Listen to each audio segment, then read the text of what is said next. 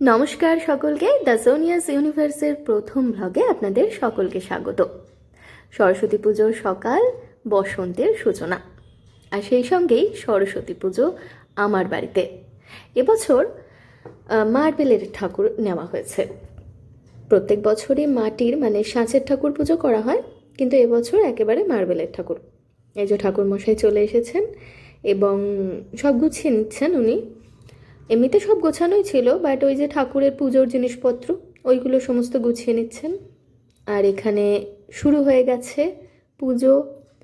উনি নারায়ণ ঠাকুরকে স্নান করিয়ে নিলেন।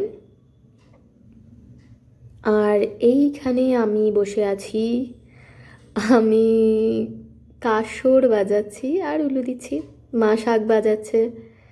আর এখানে শুরু হয়ে গেছে পুষ্পাঞ্জলি, আমি আর মা অঞ্জলি দিচ্ছি। এখানে বাবু আমার ক্যামেরাম্যান, বাবু সমস্ত ক্যামেরা ধরে দিয়েছে।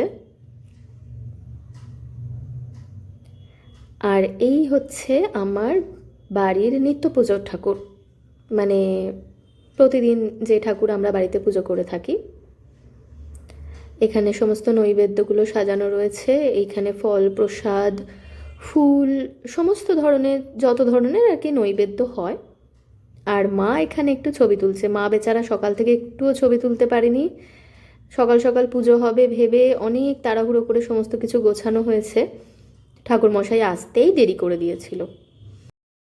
আর এখানে আমার গ্র্যাজুয়েশনের বইপত্র, অফিসের ডায়েরি, সমস্ত কিছু নিজের মতো করে একটু ছোট্ট করে আলপনা দিয়েছি, যেহেতু সময় খুব কম ছিল। আর পুজো এখানে শেষ। এবছরের মতো বেশ সুষ্ঠুভাবেই, একটু দেরি করে হয়েছে তবে সুষ্ঠুভাবেই হয়েছে। আজ এই পর্যন্তই। ভিডিওটা ভালো লেগে থাকলে চ্যানেলটা সাবস্ক্রাইব করে একটা লাইক আর কমেন্ট করে দেবেন।